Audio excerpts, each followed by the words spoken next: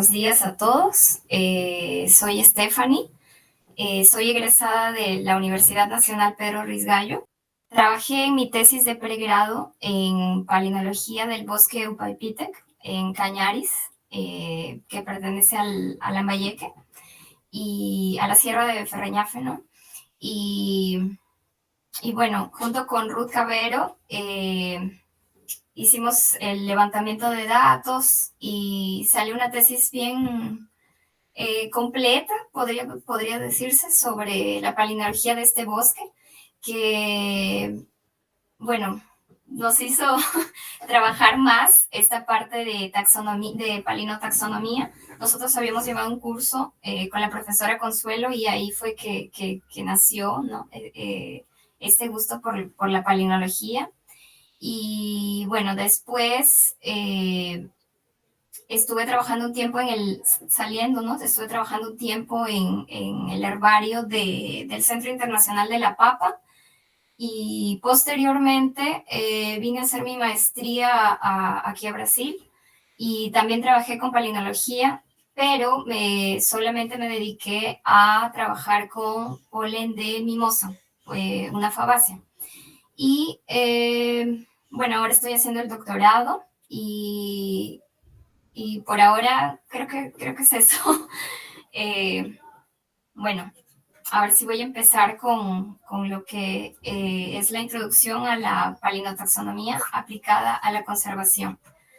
Eh, bueno, antes de empezar en sí con la palinotaxonomía, vamos a hablar sobre lo que es la palinología.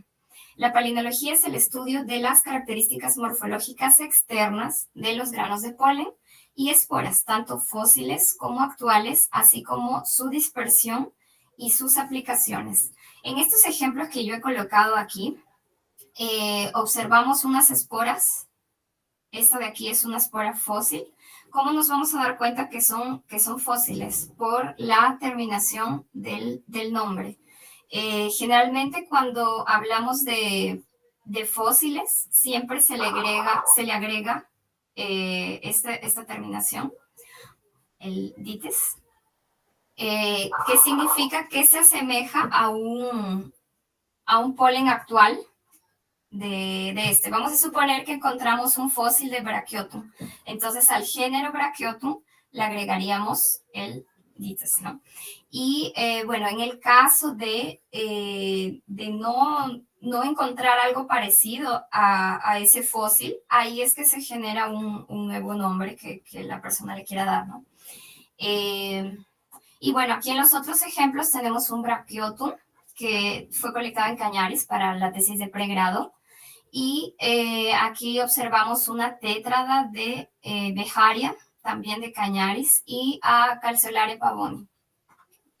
Como observamos la ornamentación, ya después les voy a estar explicando esa parte, es muy diferente y eso va a permitir, va a ser un carácter taxonómico, ¿no? Eso nos va a permitir separar entre un taxón y otro, ¿no?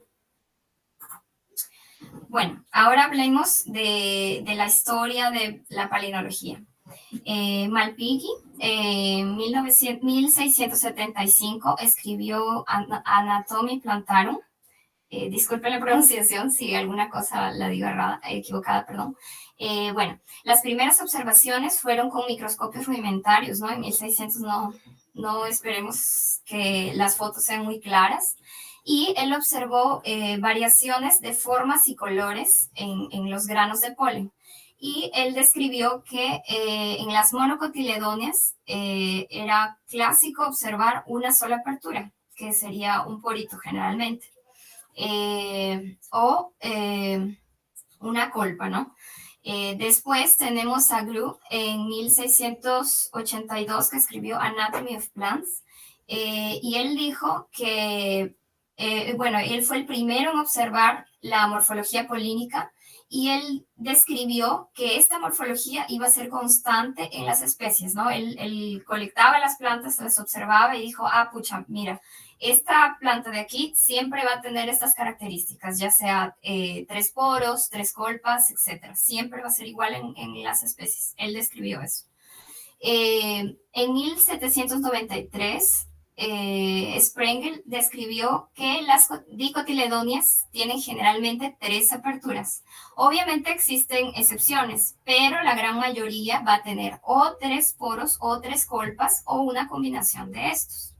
Después Lindley en 1830 dijo que el polen iba a ser importante para estudios de taxonomía vegetal. Y como ya les decía, ¿no? Esto podría ser hasta un carácter que va a permitir separar o juntar especies, ¿no? Ahora que se usa bastante la filogenia. Moll en 1834 nos dijo que nos mostró la importancia de las aperturas polínicas en su clasificación descriptiva en las familias botánicas. Entonces, como ya mencionaba de autores anteriores, ¿no? Que describían que las monocotiledonias generalmente tenían 1 y las dicotiledonias tenían 3, bueno, él ya nos mostró que realmente ese era un patrón que seguían ese tipo de especies, ¿no? En 1837 se estudió la forma, la apertura y la estructura de granos de polen. Y después Fisher en 1890 hizo un estudio comparativo con los datos disponibles. O sea, los anteriores autores habían descrito, él describió más especies y presentó esos datos en su libro para que las otras personas vean que realmente era necesario hacer este tipo de descripciones. Después, entre 1836 y 1869, Cooper y Ehrenberg describieron los primeros pólenes fósiles en depósitos del cuaternario, que actualmente, por ejemplo, son muy utilizados para reconstrucción de ecosistemas, ¿no? Luego, en 1916, Von Post hizo un nuevo protocolo para ser utilizado en la geología del cuaternario, y este estudio fue realizado en pantanos de Suecia. Después, Woodhouse, que mañana vamos a ver el protocolo que él creó, que es también muy utilizado junto con los de Erdmann. Estos dos nombres recuerden, Woodhouse y Erdmann para mañana. Bueno, Woodhouse describió la evolución y la clasificación de los granos de polen. Y este protocolo que él creó fue un protocolo súper práctico que consistía en observar las muestras frescas y fijadas, ¿no? En ese momento colectaba, las fijaba y le permitía observar y describir. Posteriormente, en 1944, Hyde y Williams acuñaron el término palinología, que viene de palinos, que significa polvo fino, ¿no? Que se esparce, y logos, que significa estudio, ¿no? El estudio del polen, ¿no? Del polvo que ahora sabemos que en algunos países genera alergias, ¿no? Entonces, por eso fue que nació el nombre. Bueno, Erdmann en 1952 dijo que la ciencia del polen y las esporas, que se ocupa principalmente de sus paredes y no del interior vivo. ¿Por qué dijo eso? Bueno, mañana vamos a ver el protocolo que él creó, y más que todo el protocolo consiste en fijar la muestra basándose en destruir, matar el interior, ¿no? O sea, las células internas de esto, y dejar solo la cascarita, por decirlo así, ¿no? Para que todo se entienda. Entonces, Erdmann mataba lo de adentro y dejaba solamente lo de afuera, que, como sabemos, está compuesto por esporpolenina principalmente. Entonces, ¿eso en qué lo convertía? En algo resistente a altas temperaturas, porque el protocolo incluye altas temperaturas, y también a ácidos, ¿no? Entonces, vamos a ver que va a aguantar a todo ese protocolo. Mañana vamos a verlo, y y ahí se van a dar cuenta cómo el grano de polen es resistente. Y es por eso que hasta ahora se hacen estudios de polen fósil, ¿no? Porque es algo que se va a mantener a pesar de los años, ¿no? Y bueno, como les dije, Erdmann es el padre de la palinología y es la persona que hizo un catálogo mundial prácticamente de la morfología polínica y describió la mayoría de angiospermas. Hizo un compilado de todo eso y hasta ahora sigue vigente el protocolo. Obviamente se ha ido modificando de acuerdo a los usos, ¿no? Pero sigue vigente. Bueno, para empezar a trabajar con palinotaxonomía y las consecuentes áreas, ¿no? ¿Qué es lo que debemos observar en un grano de polen? Si colectamos en el laboratorio, vamos a suponer aquí tenemos esto, colectamos, salimos a campo o colectamos del herbario y montamos nuestra lámina. ¿Qué vamos a observar? La palinología es súper visual, entonces necesitamos observar en orden lo primero que llega a nuestros ojos. En el caso, por ejemplo, de estar observando una lámina en microscopio óptico, ¿qué es lo primero que vamos a observar? Son las aperturas. ¿Qué son las aperturas? Son estos huequitos que estamos viendo aquí, por las que a veces sale el contenido celular, ¿no? Puede ser, como ya les dije, pueden ser poros o pueden ser colpas. Ahorita les voy a mostrar la foto. En este caso observamos que es una mezcla, es la misma especie, es una mezcla de ambos, es compuesto. Entonces tiene una colpa, que es esto, y tiene poro. Entonces, observamos el tipo de apertura. ¿Qué apertura tiene? Aquí, en esta imagen, ¿qué vemos? Que tiene huequitos, ¿no? Entonces serían poros. Ahora, a detalle, para saber, por ejemplo, si tiene colpas, tendríamos que hacer ¿qué? O observar más granos, que generalmente los protocolos consideran entre 25 a 30 granos en ambas vistas, o sea, de ambos lados. Y bueno, la otra opción, que obviamente es mucho más cara, es hacer microscopía electrónica, ¿no? Y bueno, entonces observamos qué tipo de apertura tiene. Aquí, como ya vimos, tiene poro. Y también contar cuántas tiene. Eso va a ser carácter taxonómico. Entonces, o tiene 3, o tiene 6, o tiene 5. Y también la posición en la que está. O está aquí, en estos ángulos, o está en el medio de los ángulos. Puede ocurrir también. Y eso nos va a permitir separar géneros. Y la otra cosa que tenemos que observar es la ornamentación. Ya sea la escultura. ¿Qué significa la escultura? Cómo es por fuera. Y la estructura es cómo es esta ornamentación por dentro. Para observar la estructura, dependiendo de la muestra, si el grano de polen es muy pequeño, va a ser necesario, para esta parte de aquí, de la ornamentación, va a ser necesario observar en microscopía electrónica.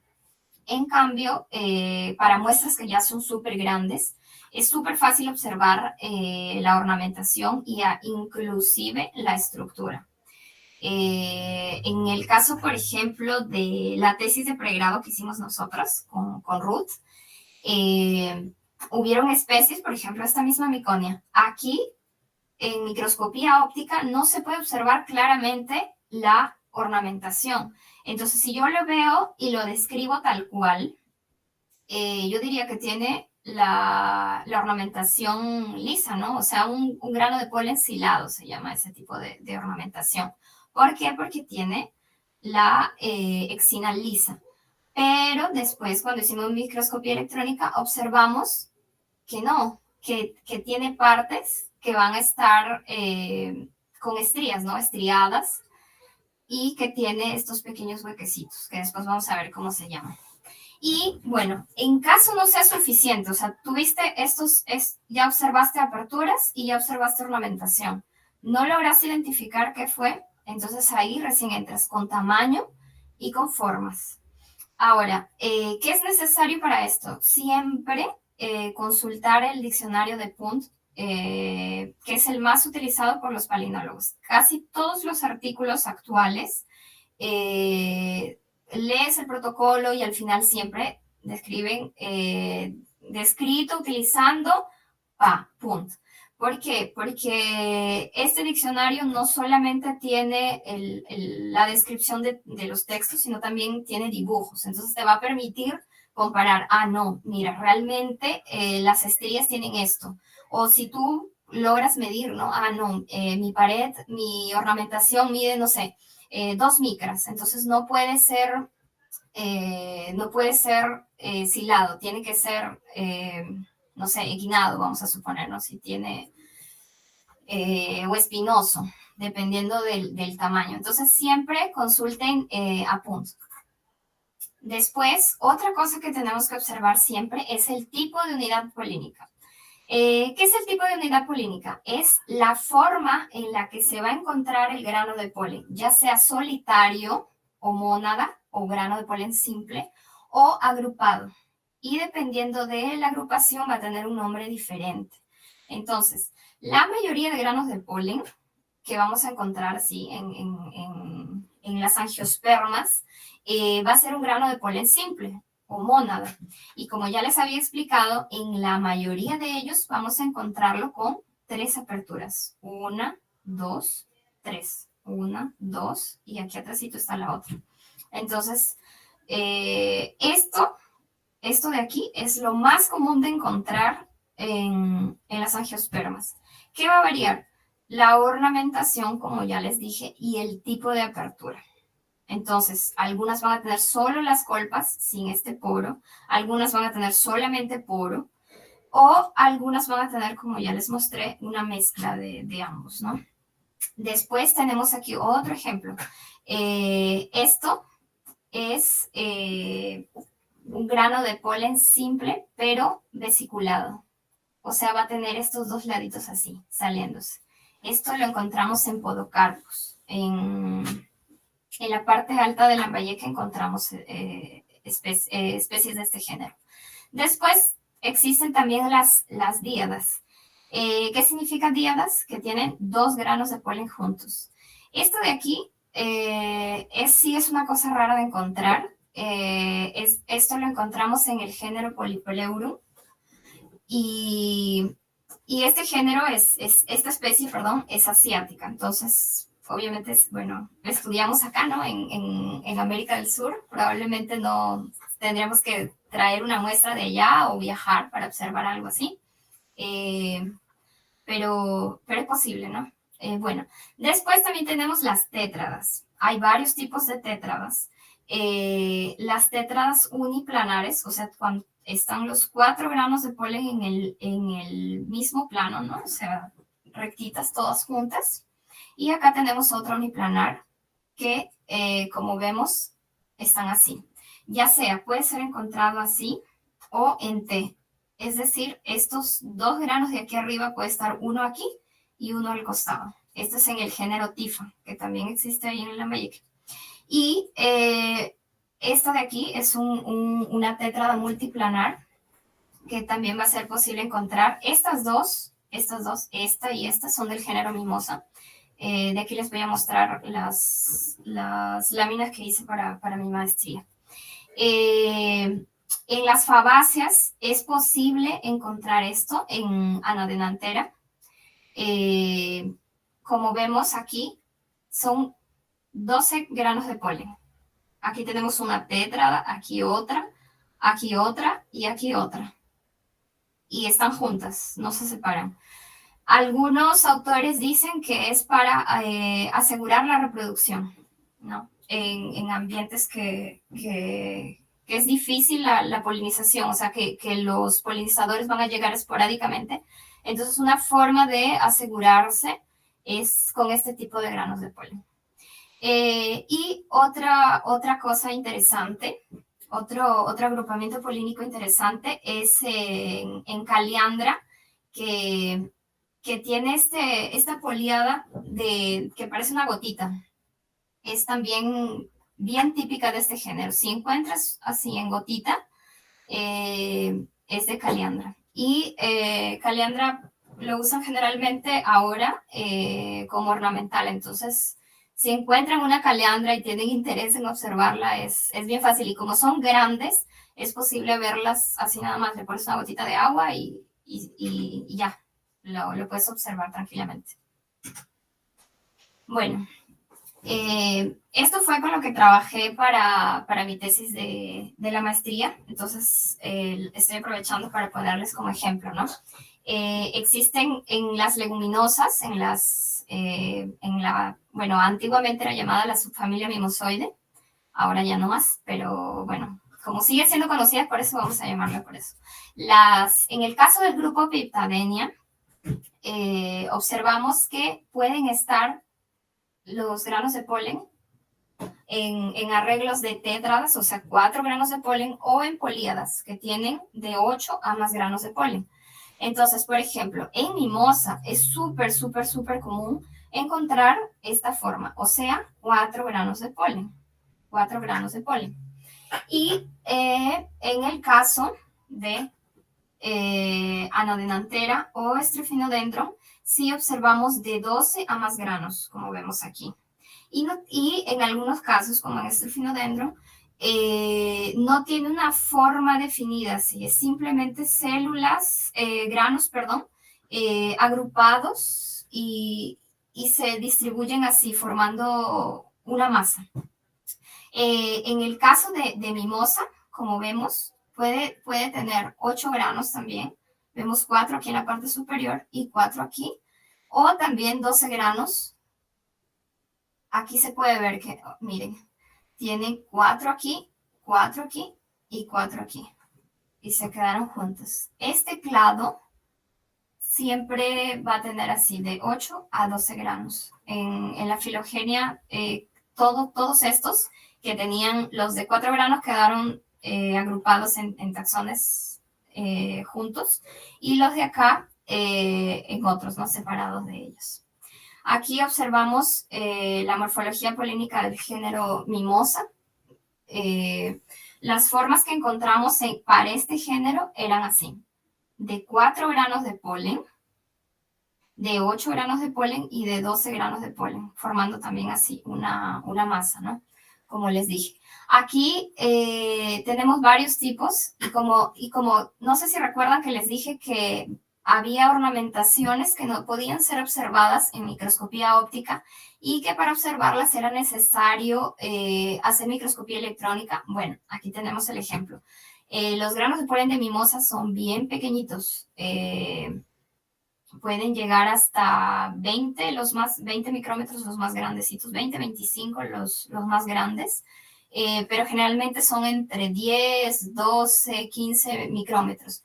Entonces, imaginen ver, miren este de aquí, por ejemplo, es súper pequeñito y no se puede observar la ornamentación. Entonces, para eso tendremos que optar por hacer microscopía electrónica y en la microscopía electrónica ya se puede ver la ornamentación que va a tener verrugas, areolas, ¿no? Y otros granos de polen que son ya un poco más lisos, ¿no? Bueno, ahora ya terminamos con este ejemplo y empezamos a observar otros tipos de grupos, ¿no? Existen otras familias que tienen unidades compuestas, o sea, no solamente existen las tétradas y políadas, sino también existen polinias y másulas, ¿no? ¿En qué familias podemos encontrar esto? En las anonáceas, que poseen 4 granos de polen, algunas 8, algunas 12.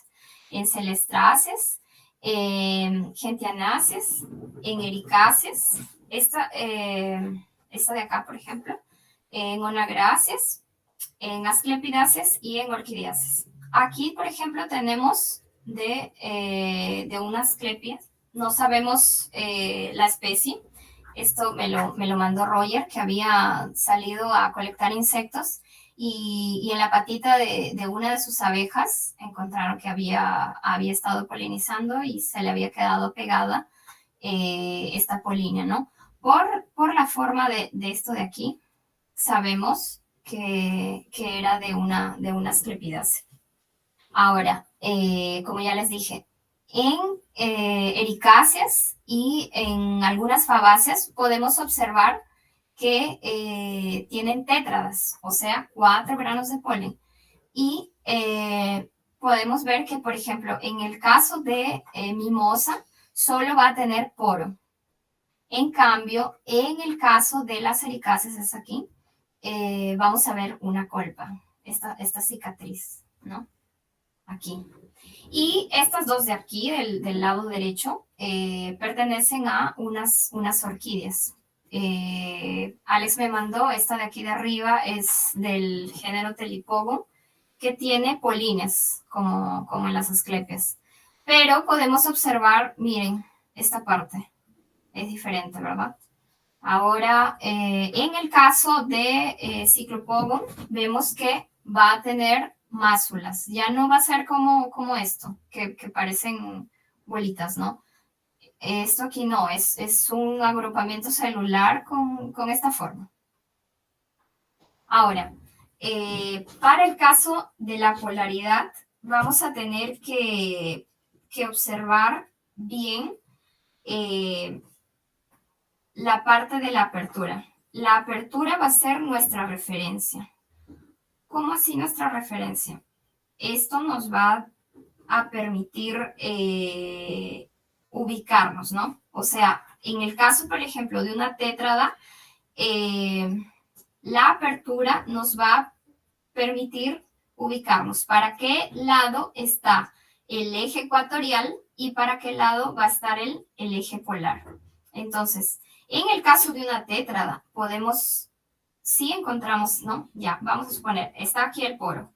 Entonces, la parte que está más pegada al medio va a ser la zona proximal, más próxima a la parte central. Y la parte de acá, la que está más alejada, sería la distal.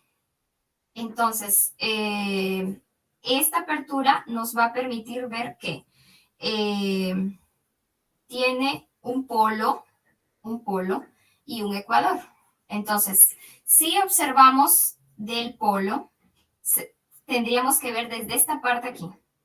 O sea, girarlo, como mirándolo desde arriba o de abajo. ¿Sí? ¿Se entiende?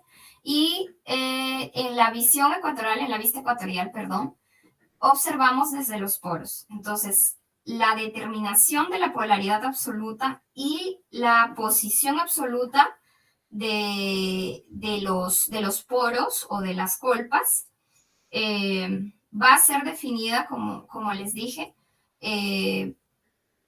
por la posición de los mismos, ¿no? Entonces, esto nos va a decir de qué lado, en el caso de una tétrada, nos va a permitir encontrar estas dos zonas, la proximal y la distal. Entonces, por ejemplo, en este caso, si los poros están para este lado, la zona distal sería esta parte de aquí arriba y la proximal sería esta parte de aquí. ¿Sí? ¿Se entendió? En el caso de aquí, por ejemplo, proximal, distal. ¿Sí? Ahora pasamos a observar unos ejemplos. La polaridad nos va a permitir clasificar a muchos taxones. Entonces, por ejemplo, vamos a ver que en Aristoloquia y en algunas Caryophyllaceae, como esta, ya sea porque no tienen poro para saber, o sea, si no tengo un poro, y como les dije, el poro es la referencia, si no tengo un poro, ¿cómo yo sé cuál es el polo y cuál es el ecuador? Si no tengo una referencia, entonces no hay. Y por eso sería apolar, en el caso de los que no tienen, como aquí, en Aristoloquia.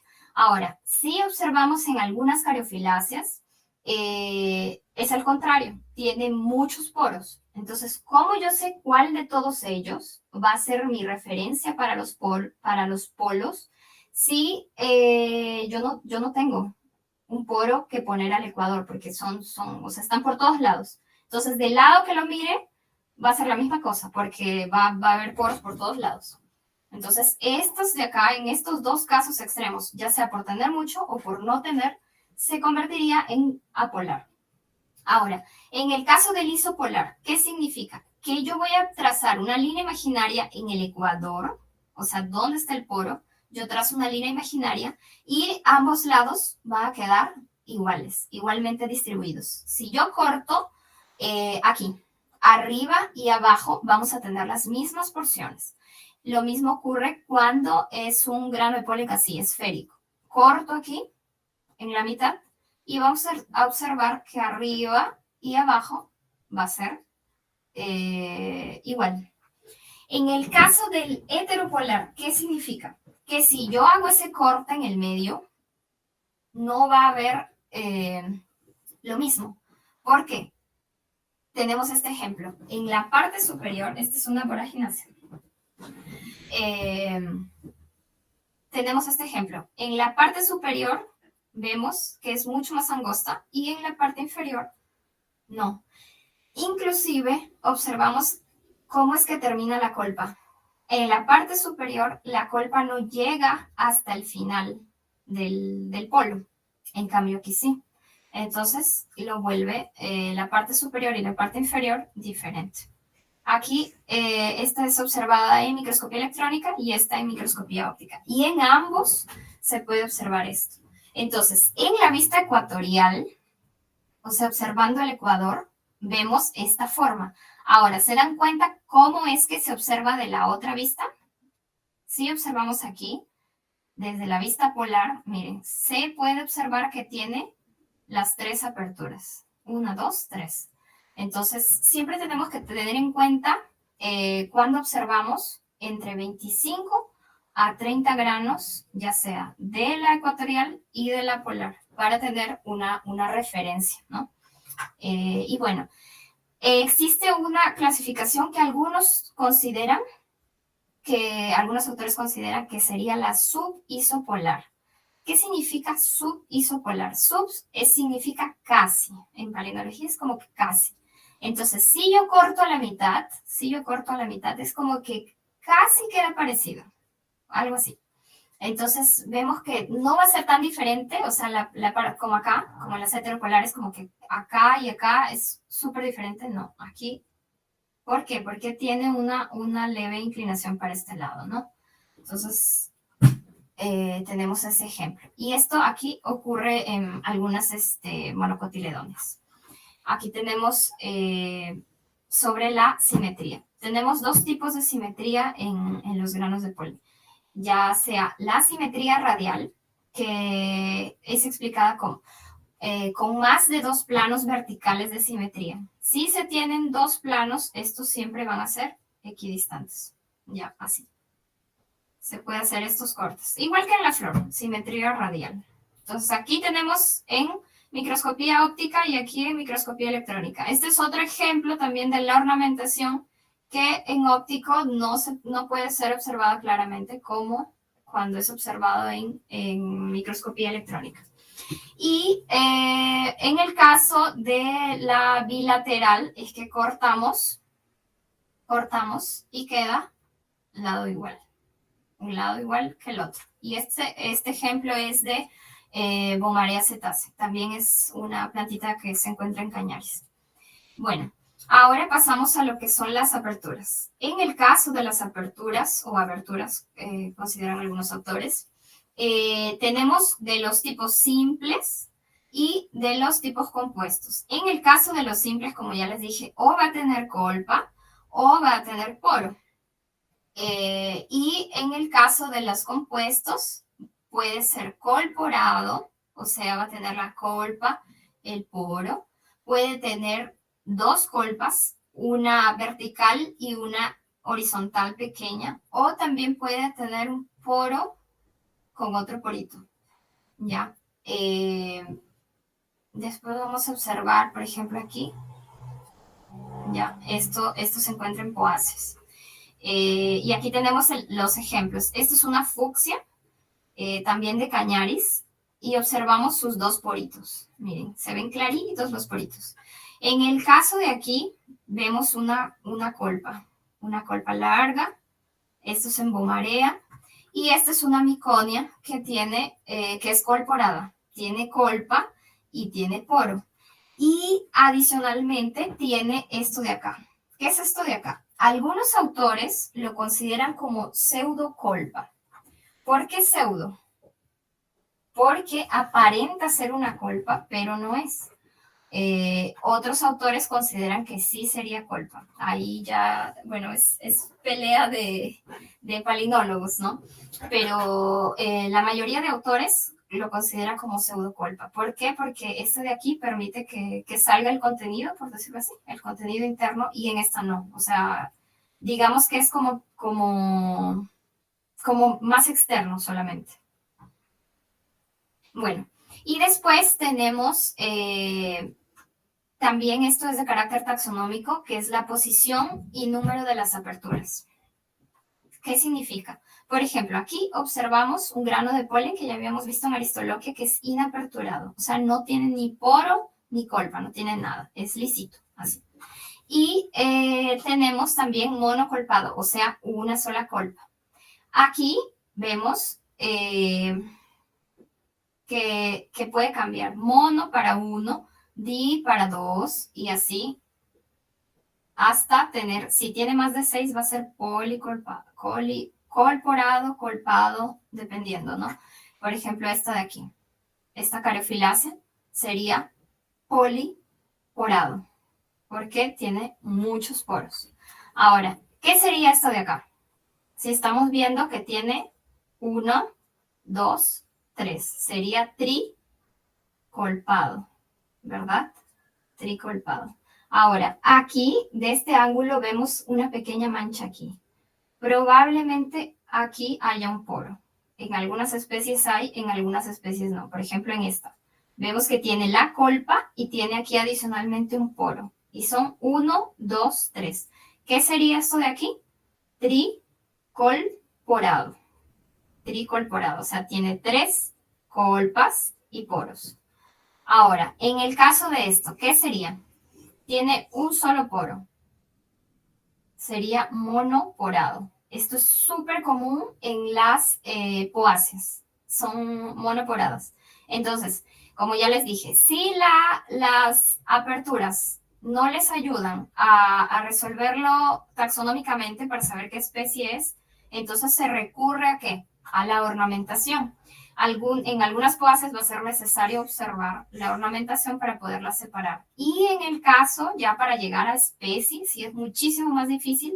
Y actualmente ya se están recomendando hacer ya no solamente, o sea, con microscopía electrónica, sino también microscopía de transmisión. ¿Para qué? Para poder observar las capas de la exina y poder separar especies. Y hay otros estudios ya actuales desde el año antepasado, el año pasado principalmente, que empiezan a hacer inclusive con difracción de rayos y todo eso para ver los espectros que son generados en los granos de polen y poder diferenciar las especies. Ya la ciencia cada vez avanza más, ¿no? Entonces, no, con las poáceas, por ejemplo, no es suficiente hacer este tipo de cosas, entonces ya van más allá. Bueno, seguimos con los ejemplos. Aquí tenemos otra. ¿Qué sería esta de aquí? Estamos viendo que aquí tiene uno. Siempre que vean esta rayita así, quiere decir que hay una. Aquí hay otra y aquí hay otra. Sería tricolpado. ¿No estamos viendo que tiene poro? No, sí, aquí tiene uno pequeñito. Entonces sería porado. Y bueno, esto de acá también, como ya les expliqué, sería poliporado, ¿no? Tiene muchos poros. Y en el caso de esto, si consideramos la disposición de las aperturas, ¿qué sería? Pantoporado o periporado. ¿Por qué? Porque están dispuestas, están todas distribuidas en la superficie de este grano de polen. Ahora, en el caso de las pteridofitas, porque estoy solamente hablando de plantas superiores, en el caso de las pteridofitas no hay aperturas. Sin embargo, va a ser posible observar en el polo proximal, ¿qué les dije que era proximal? Aquí, ¿verdad? Y esto sería el distal. En el polo proximal van a poseer cicatrices. Entonces, en este caso los triletes, estos son llamados de triletes, van a tener así. 3. Estas muestras de aquí fueron colectadas en excavaciones Generalmente en excavaciones es común encontrar este tipo de muestras. Y como vemos ahí, es bien común en pteridofitas estas 3 aperturas en los triletes. Ahora, como ya les decía, van a haber algunas veces que va a ser necesario hacer microscopía de transmisión para poder observar las capas de los granos de polen. Entonces, el grano de polen va a poseer la siguiente estructura. La exina, que es la parte más externa, la intina y ya acá el contenido, ¿no? Celulares. Entonces, la misma exina va a tener sus partes, que serían la etexina y la endexina. Entonces, en esta parte de aquí es la que se tiene que observar, esta, la más externa. ¿Por qué? Porque es de valor taxonómico. Entonces, el tectum nos va a permitir clasificarla. Aquí tenemos un ejemplo. Esto sería una exina tectada, o sea que va a poseer el tectum, esta parte de acá. Tectada significa que el tectum va a estar completo. Si vemos, no hay partes faltando del tectum, como aquí, no tiene. Aquí sí. Entonces, esta parte es el tectum, esta de aquí. Ahora, en el caso de este ejemplo, sería semitectada. ¿Cómo así? Van a haber partes que posean y van a haber partes que no. Entonces, esto sería semitectado. Ahora, en el caso de las intectadas, no hay, no tiene.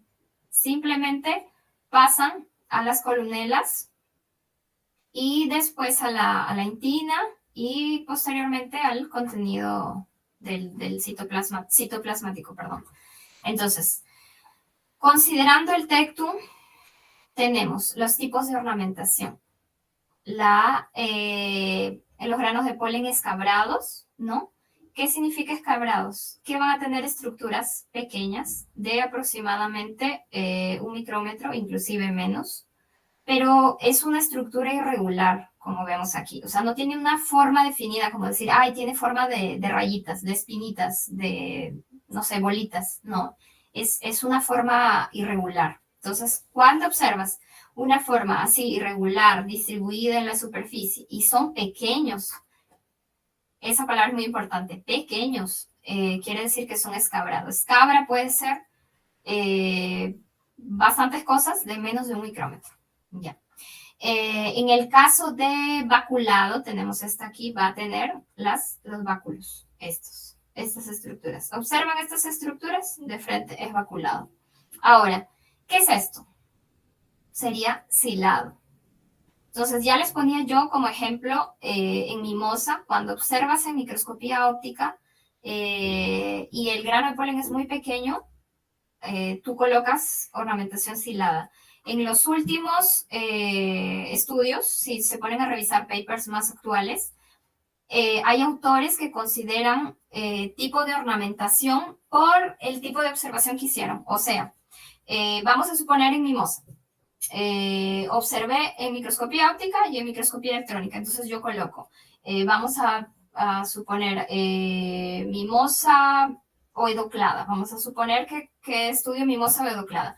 Observé 30 de cada uno y logré observar que el grano de polen es liso en la microscopía óptica. Entonces en mi tabla yo coloco que la ornamentación observada en microscopía óptica va a ser lisa, o sea, silada. Pero después yo hice un estudio, lo pude hacer la microscopía electrónica y me di cuenta de que no era, o sea, no era silado. Entonces, en mi tabla coloco las muestras, ¿no?, observadas en microscopía electrónica tuvieron tal ornamentación. En mimosa puede ser que puede ser verrugada, puede ser areolada, puede ser rugulada. Entonces, ahí ya va a depender de la especie, ¿no? Pero, o sea, esa es la opción más actual, de poner los dos tipos, ya sea observada en microscopía óptica y en microscopía electrónica.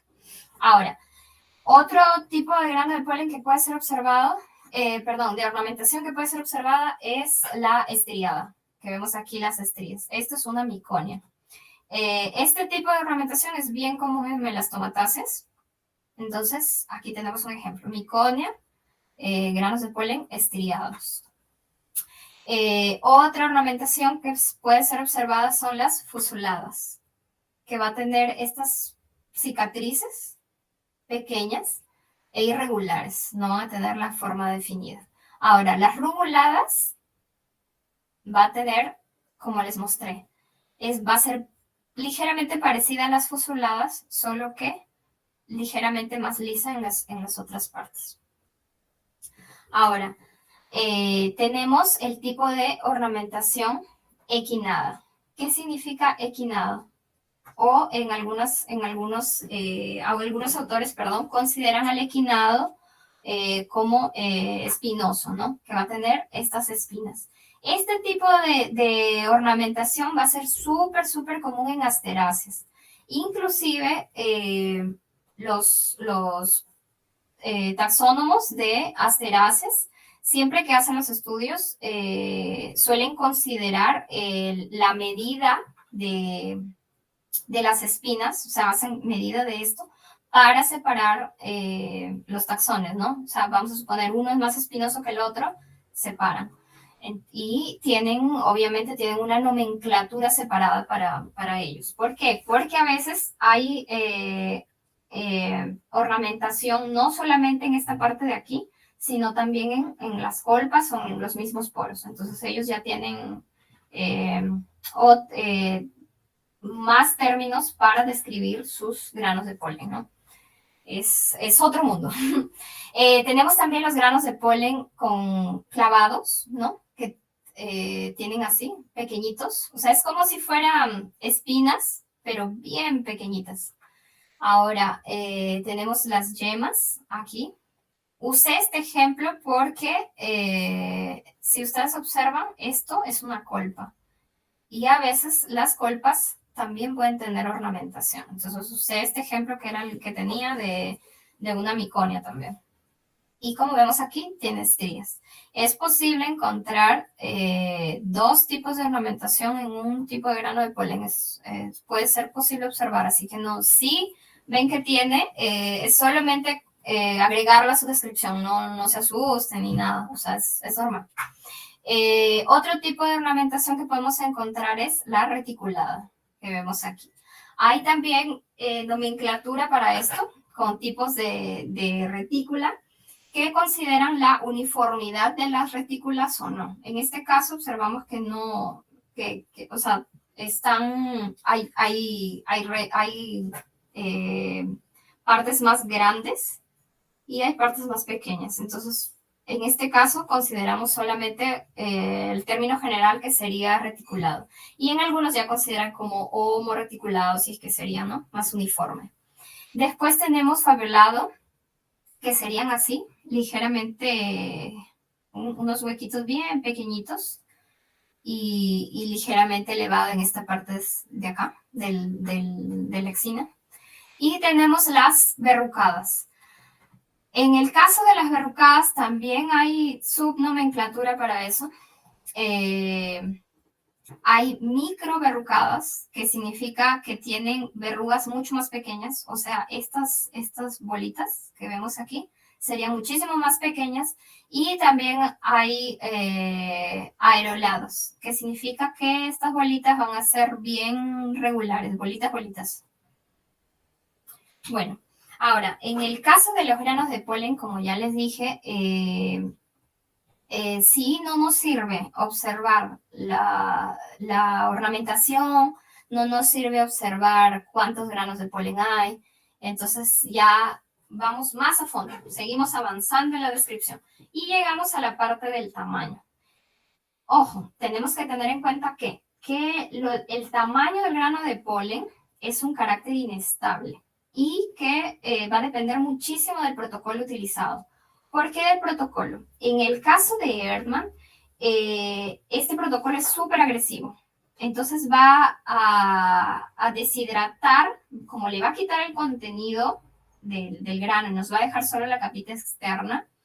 Sí, obviamente hay variación de de la spore polinizadora. Hay un ratito que se apaga la computadora.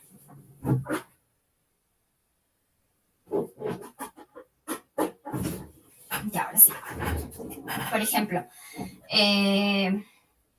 dependiendo del protocolo utilizado, como ya les decía, o va a estar muy deshidratado o va a estar súper hidratado. En el caso de Erdmann, si no aplicamos bien el protocolo, es posible que los granos de polen se colapsen. O sea, junto con el contenido celular que sale, ¿no? La pared se rompe. Y depende bastante del tiempo que lo dejamos en el ácido, depende bastante de la cantidad de revoluciones que le colocamos a centrifugar, depende mucho de factores así. Entonces, muchas veces lo que hacen los palinotaxónomos es estandarizar un protocolo para determinados usos. O sea, hacen un nuevo protocolo basado en el protocolo que creó Erdmann.